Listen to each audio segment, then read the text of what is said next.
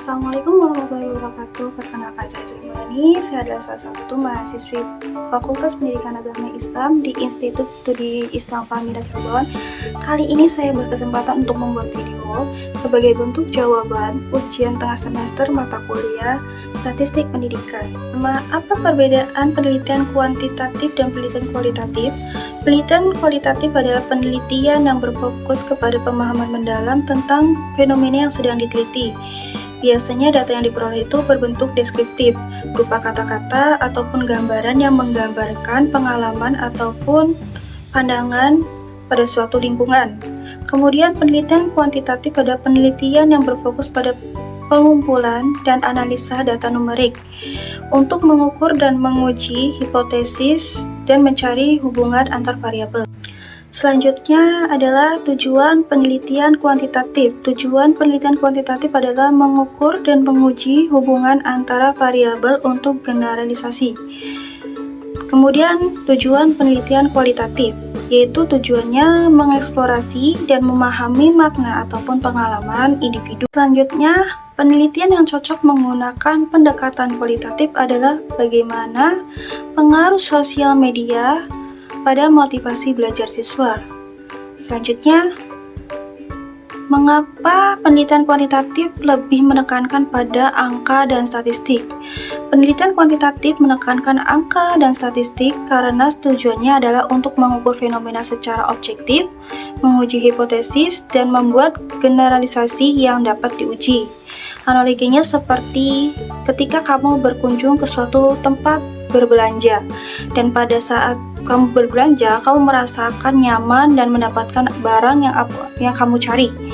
Itu yang dinamakan kualitatif. Sedangkan untuk mengukur seberapa banyak customer yang berkunjung ataupun berbelanja di perbelanjaan tersebut, itu yang dinamakan kuantitatif. Selanjutnya adalah pengumpulan data mengenai kelebihan wawancara dan kekurangan wawancara.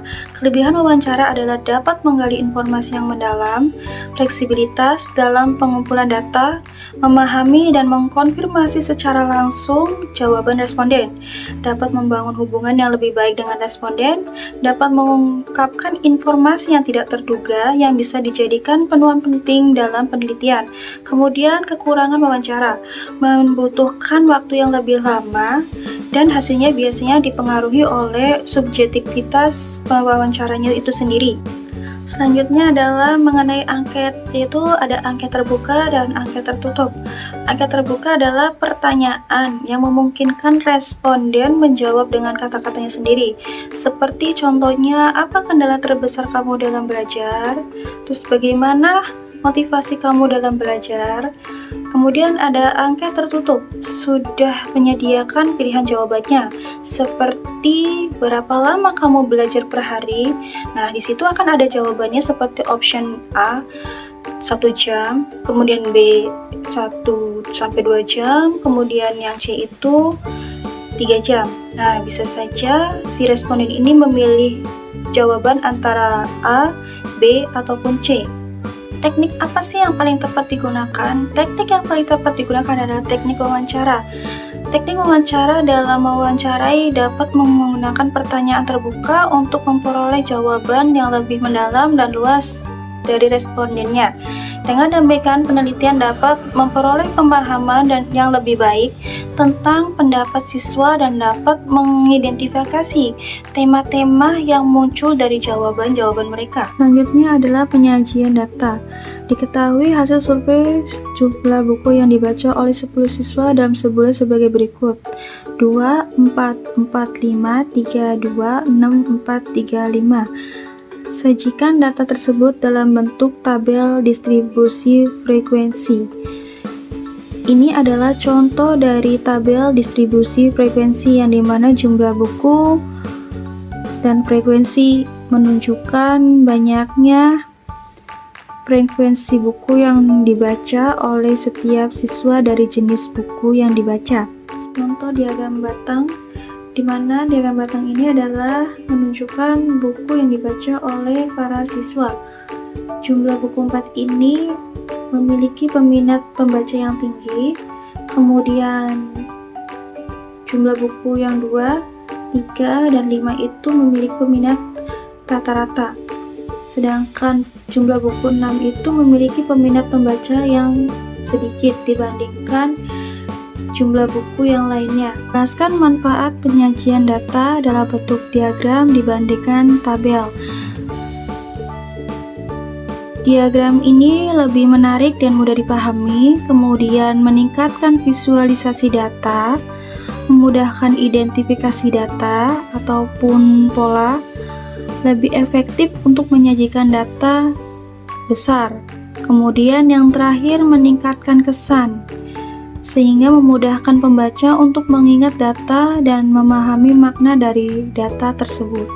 Pemusatan data yaitu main, median, dan modus. Dari nilai ulangan matematika siswa kelas 6 adalah 60, 70, 80, 90, 70, 80, 100, 70, 60, dan 80.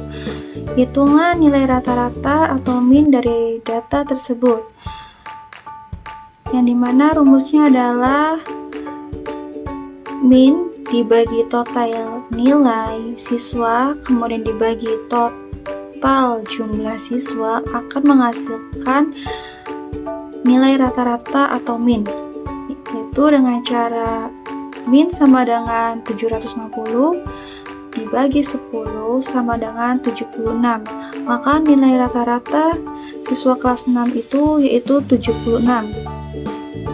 Kemudian tentukan median dan modusnya. Yang pertama median. Mediannya yaitu kita urutkan dulu dari nilai yang terkecil hingga yang terbesar, yaitu 60, 60, 70, 70, 70, 80, 80, 80, 90, 100. Nah, nilai angka tengah ini berada di angka 70 dan 80. Sedangkan kita mencari nilai tengah, sedangkan ini nilainya ada 2. Maka kita akan melakukan rumus atau mengerjakan dengan rumus yang dimana median sama dengan nilai tengah 2 tadi dijumlahkan kemudian dibagi 2, maka akan menghasilkan nilai tengah yang sebenarnya, yaitu seperti contoh ini, median nilai tengah tadi itu 70 ditambah 80 kemudian dibagi 2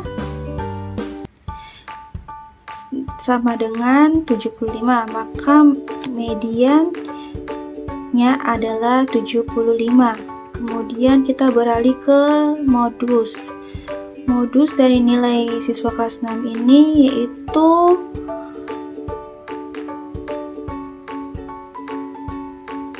dinilai 80, karena 80 ini sering muncul atau banyaknya siswa yang mendapatkan nilai 80 pada kelas 6 ini.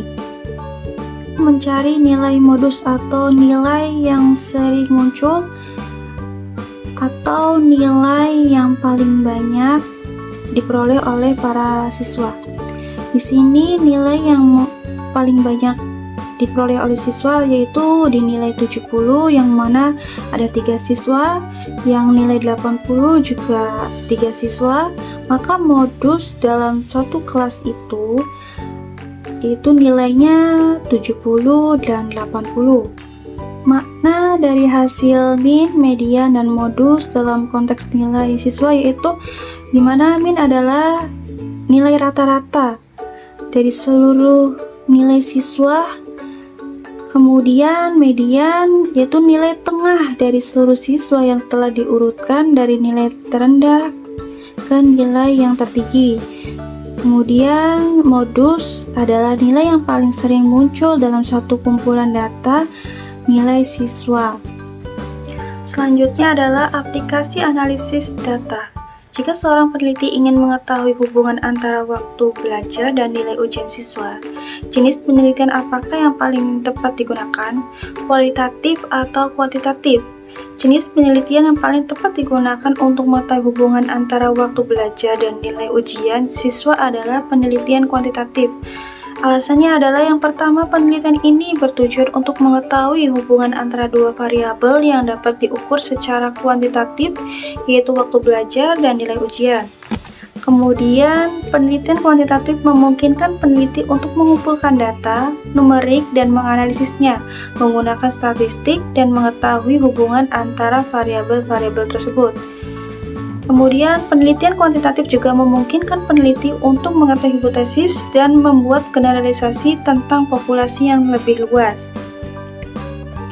Dua teknik pengumpulan data yang sesuai dengan penelitian tersebut adalah yang pertama, kuesioner, dapat digunakan untuk mengumpulkan data tentang waktu belajar siswa seperti jumlah jam belajar per hari atau per minggu. Kemudian yang kedua adalah dokumentasi yang dapat digunakan untuk mengumpulkan data tentang nilai ujian siswa seperti nilai ujian semester atau ujian akhir tahun. Yang selanjutnya adalah cara menyajikan dan menganalisis data agar mudah dipahami oleh pembaca. Peneliti dapat melakukan beberapa hal berikut. Yang pertama yaitu menggunakan tabel ataupun grafik yang dapat membantu pembaca memahami hubungan antara waktu belajar dan nilai ujian siswa. Kemudian yang kedua, melalui analisis seperti kolerasi dan regresi yang dapat membantu peneliti mengetahui hubungan antara waktu belajar dan nilai ujian siswa. Kemudian deskripsi data seperti mean, median, dan modus dapat membantu pembaca memahami karakteristik data. Kemudian yang terakhir adalah mengenai hasil. Menyajikan interpretasi hasil analisis dapat membantu pembaca memahami makna dari hasil penelitian. Dengan demikian, peneliti dapat menyajikan data yang jelas dan mudah dipahami oleh pembaca, serta membuat kesimpulan yang tepat tentang hubungan antara waktu belajar dan nilai ujian siswa. Demikianlah video yang saya buat, semoga bermanfaat untuk kita semua. Untuk kekurangannya, saya mohon maaf. Wabillahi taufiq wal hidayah. Wassalamualaikum warahmatullahi wabarakatuh.